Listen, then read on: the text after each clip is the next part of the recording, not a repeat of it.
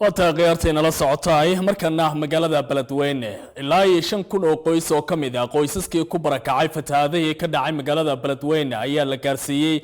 الدق يقرقار وقيمي قيبها كلا دوانة برشادة الصومالي دا سيدا وركانو بلدوين وقصد ورياها التلفزيون كارتين حسين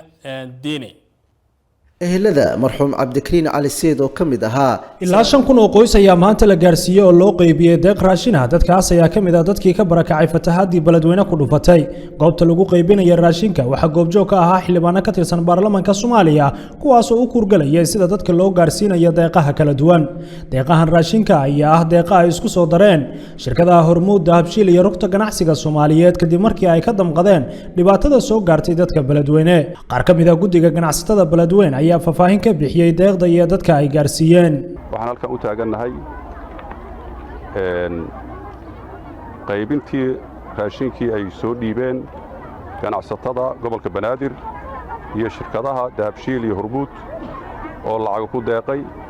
Hormuud 200,000 Dahabshiilna 150,000 600,000 ay noo sheegeen ganacsatada gobolka Banaadir sida ay noo soo gudbiyeen wajigii koowaad iyo kii labaad iyo kii saddexaad iyo kii afraad ba waan bixinay ayadoo magaalada geeseeda kulli laga bixiyay iyo gudaheedaba kan uu yahay kii lixaad goobtaan aad arkaysaan maanta waxaan ka bixinaynaa 3,700 oo qoys dhinaca magaalada galbeedkana waxaan ka bixinay Howlwadaag 1,300 oo qoys isku darkoodu waa 5,000 oo qoys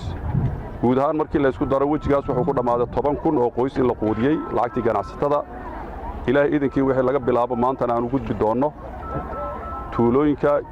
iyo maaragta ku xeeran magaalada oo biyuhu go'doomiyeen sida uu noo sheegay ama aan ognahay lacagtaas waxa ay ka timiday ganacsatada gobolka Banaadir iyo culimada waxaan rabaa inaan ku celiyo iyo culimada maadaama aanan ku xusin muxuu barnaamijyadii hore culimadu qayb xoog leh ka qaateen dadka loo mahad celinayna ku jiraan markee waxaan bixinay 10,000 oo qoys oo qoyskiiba uu qaadanayo haaf bura haaf bariisa haaf sokora iyo caag saliid ah maanta 10,000 aan ku gabagabaynay insha Allah wixii maanta ka bilowdana waxaan u wareegaynaa tuulooyinkii xildhibaanad Samiira iyo xildhibaan Daahir Amiin Jeeso oo kamid ah xildhibaanada ka soo jeeda gobolka Hiiraan ayaa ka hadlay kana mahad celiyay deeqaha raashinka ee la gaarsiiyay dadkii ay saameysay fatahaada mahad Ilaah baa iska leh waxaan u mahad celinaynaa runtii ganacsatada Soomaaliyeed runtii u istaagtay inay ummadooda kaalmeeyaan ilaa maalintii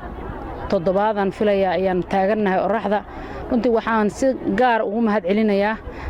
ganacsatada Soomaaliyeed ganacsatada dhigooda ay soo wakiisheen u dhashay gobolkan oo sida habsamida leh oo amaanada leh oo hufnaanta leh oo runtii oo howlkarnimada leh muujiyay naxariis iyo maxaa la dabacsanaan inay dadkooda u adeegaan aad iyo aad ayaan ugu mahad celinaynaa waxaan leenahay ajar iyo xasanaad aan la soo koobi karin Allah idinka siiyo waxaa halkan maanta lagu bixiyay oo aan ugu mahad celinayaa deeq ay soo dhiibeen walaalihii muxsiniinta ahaa ee ganacsatada ahaa guud ahaan rugta ganacsiga gaar ahaan odayaasha kambaniyalka waaweyn sida Hormuud iyo Dahabshiil iyo ganacsatada rugta ganacsiga ku midaysan waxay soo dhiibeen oo qarashaha raashin lagu gaday ayaan maalintii saddexaad aan joognaa oo aan gadnay maalin 3,000 la sheegay maalin 2,000 maalintana waxa la dhiibooyaa 5,000 meeshaas waxa weey waa 10,000 waxaan dhihi karaa 4 meelood meel dadkii soo barakacay oo 45,000 oo qoys aan ku qiyaasi karno 10,000 oo kamid ah waxa quudiyay ganacsatada sharafta leh ee soo dhiibay waa tiradii ugu badneed oo mar qura loo qaybiyay raashin iyadoo maalmihii la soo dhaafay ay isdaba joog ahaayeen qaybinta raashinka Xuseen Cabdi Jimcaale RTN Beledweyne